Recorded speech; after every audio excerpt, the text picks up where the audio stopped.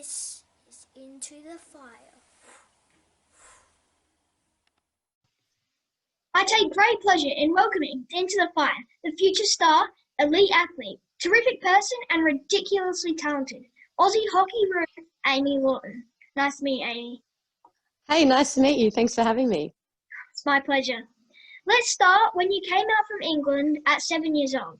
That is a huge move from the other side of the world. What made your family move back to Australia? Well, my parents are actually originally from Zimbabwe, which is a little bit random. I think they moved to England originally for work, and then I'm not actually too sure exactly why we came to Australia. I think it was surrounding the opportunities that are available as kids growing up. It's a great country, so I think that's also why it's a lovely place. So maybe that's why I'm so inspired it, but I'm glad that we're here. Yeah, me too. Now, when you were younger, you played 3 sports: soccer, triathlon, and of course hockey. That's not unusual, but what is unusual is that you represented your state in all 3 sports. Being so talented in everything you do, what made you settle on hockey? Well, I think growing up, I obviously love sports. Like you said, like a lot of kids do a lot of different things. And I guess I was drawn to hockey probably because I was better at it than the other 2 sports, but also I just enjoyed it more. Like the environment, the people at hockey is like amazing. And I guess it's a little bit of a smaller sport compared to the other 2, but I mean, like I was drawn to it and absolutely loved it. And I played with my sister and she loved it as well. And I think, yeah, I'm really happy I chose it in the end, but I was also not very good at swimming. So triathlon probably wouldn't have been a good choice for me. And I am glad you chose hockey. Now, you've always been quite small. Don't worry, Amy. I know how that feels. Did you find it physically difficult always playing against the older and bigger bodies as you progressed quickly through the grades? I wouldn't really say it's a limiting factor at all. I mean, I guess maybe it helps me be a bit faster, which is helpful on the hockey field. But, I think hockey is a sport that you can be any body shape, anything like that. And you can still, be really great at it. And it's like, you can see there's girls that are even smaller than me in the hockeyroos program. And like you said, I'm not tall, but then there's also some really tall girls. So I think things like that isn't a limiting factor. But I mean, I'm quite happy with my size, so it does the job. Yeah. Now, you first represented your country in under 18s. How much of a buzz was it to pull on the green and gold? And what's more, win a gold medal for Australia? It was pretty awesome. I mean, getting the opportunity to do things like that is pretty crazy. And the ability to have those programs coming through, which is what Australia has, it has the ability to have programs like that for younger athletes coming through is pretty amazing. And I guess that's a great reason and a really helpful factor as to where I've gotten today is platforms like that coming through the programs. But yeah, it's pretty amazing. Yeah, it is. Now, talking of Australia, I presume you're a dual citizen of England. Tell me there is no chance you ever thought about representing that. Well, no, but the funny thing is, before I debuted for Australia with the Hockeyroos, my dad was like, "Are you sure you want to do this? You can go and like play for GB." And I was like, "Nah, Dad, I want to play for Australia," and I'm really happy I did. So hopefully I'll stay here, and that's the plan. So I'm not moving, so don't need to worry. Yes.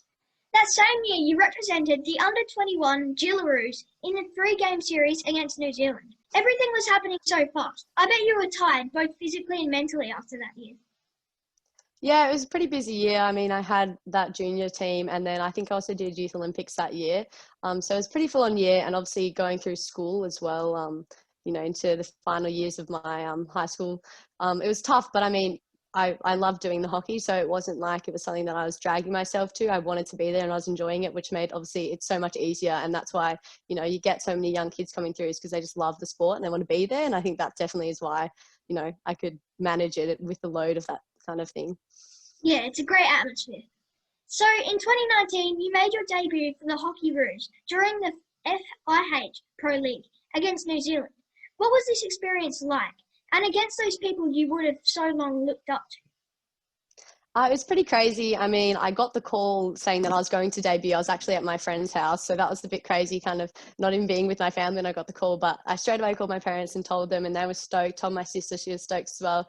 And obviously going over and playing a game like that is pretty huge. New Zealand's kind of a bit of a rival against us. And they've got the likes of Stacey Mickelson, who's one of the best players in the world. And I had to man mark her in the game, which was a bit overwhelming initially, but, it was great fun. But, it was great. The girls were awesome. The staff were great as well. And like, I felt so comfortable there and I felt like I could go out there and just play hockey. I didn't feel the pressure to do anything, out of my depth or anything like that. And I think, yeah, I was obviously so honoured to be able to play and have my friends and family watching in the crowds, and online was awesome as well.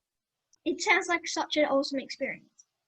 In the 2019 Olympic test event held in Tokyo, Japan, where Australia finished third, you scored your first international goal. Was that the greatest moment in your life so far? It's got to be up there, that's for sure. I mean, it was pretty crazy. I mean, after I scored it, all the girls got around me on the field, which is a pretty awesome feeling as well. Obviously, putting it in the back of the net's exciting, but getting everyone around you like that is almost even better feeling, having the support of your teammates and something like that. But yeah, it was obviously awesome to score a goal, and hopefully there's a few more in the bag to come. Well, I'm thinking there is. You were also rewarded with the Institute of Sport's highest honour, the Emerging Athlete of the Year, which was previously won by the likes of Lauren Jackson, Sam Willoughby, and Ben Simmons. I know athletes don't play for individual accolades, but it must have been nice. Yeah, it was pretty amazing. I went to the awards. It was in Sydney, and I had just kind of moved to Perth initially for the program here. And yeah, it was pretty crazy. I walked into the huge, amazing building that it was in, and I was like, there's Sally Pearson walking past me, there was Kurt Fernley, like these huge names were just like right there, and I was like, they have no clue who I am, but I know every single one in here. And to win that award, I was not expecting at all, but obviously super honored to have won it, and yeah, stoked to be able to be in an atmosphere like that and experience something as cool as that at some point. Yeah, you should be so proud of that. Following a huge year in 2019, you were rewarded with a spot in the actual hockeyroos team. Wow, what an achievement. Where were you when you found out, and how did they tell you? I got a phone call, and like I said before, I was at my friend's house. So I missed the phone call initially, which was obviously not good. I was just chatting to my friend, then checked my phone, and I got a missed call and a text message from the head coach. And I was like, oh my gosh, obviously stressing out. I wasn't sure if I did something good or bad at that point. But yeah, I called him back, and obviously made my debut, and then getting into the team at the end of that year for the start of last year, 2020, was pretty amazing. That was selected by an email that we were all, sitting on our phones waiting to get at whatever time. I think it was like 12 o'clock. So, it's obviously quite tense waiting for a moment like that, making the first kind of big selection into the squad. It's pretty intense, but I mean, it was pretty cool to get in and know that I was, doing something pretty cool that I loved, and being able to move my life to Perth, and that kind of experience is something I was so stoked to be a part of and looking forward to. Yeah. Okay, so you've moved to the other side of the country, a Victorian originally and now based in Perth. Why the move, and how is life in beautiful WA? So part of our program, we have to be based in WA. So every athlete selected in the squad at the start of the year, so the 27 girls that are selected have to move to Perth and live there for the year for the training program. I'm not sure why the program's based here. I think it just has been for a really long time. But yeah, it's a lovely state. I love Perth. It's so chill. There's no traffic compared to Melbourne, which is great. I really appreciate that. But no, it's so pretty. It's just, really pretty state, and the coastline's lovely, the beaches are lovely. So, outside of hockey, it's pretty awesome to be here as well. Yeah, it would be a good place to have a holiday at. Now, with everything still up in the air with Tokyo Olympics, how are you handling all the uncertainty? And where to from here for the hockeyroos leading into the 2021 Olympics? Well, obviously when it was first postponed last year with COVID, it was, I guess, quite overwhelming for a lot of people that kind of not sure if it was happening, whether it was going to be postponed or whatever it was initially, was obviously a big shock to everyone. I'm sure it's the same with every other sport and their athletes as well. But obviously there was bigger bigger things to worry about in the world. COVID was, killing so many people. So it's so understandable that they moved it. But yeah, this year I think we're all the hockeyroos especially are going in with kind of the mindset that it's going ahead and we're training as if it is. And, whether it does or doesn't is something that will have to face later on, but at the moment we're still prepping as if we're going to the Olympic Games. Yeah, hopefully it happens. Okay, Amy, let's say the Olympic goes ahead like we all want them to. What are you looking forward to most at the Olympics? It's all right to say that they're all you can eat at the Athletes Village. Yes. Yeah, the food's probably going to be great, I'm sure. And after going to the Youth Olympics and kind of getting a little bit of a, I guess, insight into what it might be like at the Olympic Games, it's pretty awesome to be able to live just in a village with athletes, who are amazing at what they do. And I guess when I was at the Youth Olympics, I'm sure it'd be the same if I went to the Olympics, I'd be just walking through the village in absolute awe again of all the people around me. And as a youngster, I feel like you know, I'm just like, oh my gosh, it's so cool, I'm here kind of thing. So I'm not sure what I'd be looking forward to the most, but I think just being there, I'd be so privileged to be there, and to be with a great group of girls as my teammates as well would make it so much better. But, you know, I think stepping out there on the field against, maybe with a huge crowd, maybe depending on COVID, would be pretty awesome. Yeah, it would be. Being the rising face of hockey must be exciting. But how does someone so young handle that pressure and still be as lovely as you? I'm not really, I feel like I'm just very much a person that's like, I'm just going to give it my best shot and, you know, put everything out there that I can. And I feel like I try to be quite open with who I chat to at hockey. I'm friends with everyone in the team, and I just try not to take, you know, too much on as pressure or that I have to do anything to perform. I just, you know, I love it. And at the end of the day, I can just go back to basics and I know how to play hockey. So if everything's not going to plan, I just focus on doing everything I know how to do, which is pushing, trapping, you know, dribbling with the ball, all the basic skills. So I think I try not to, you know, think too much about the outside kind of pressures and things like that. Obviously, just try to do my best when I get out there. Yeah, it's a really good answer.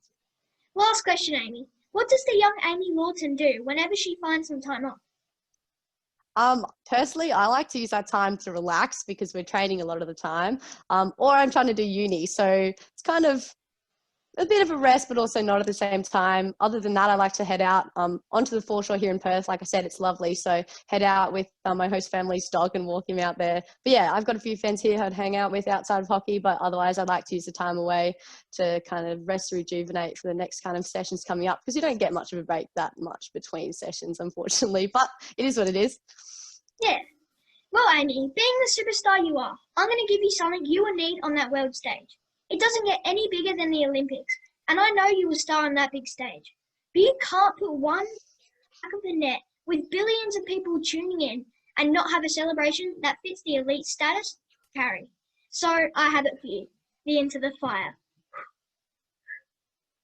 Oh, I'm going to have to do that one. I love that. Oh, yes, nice. You practicing?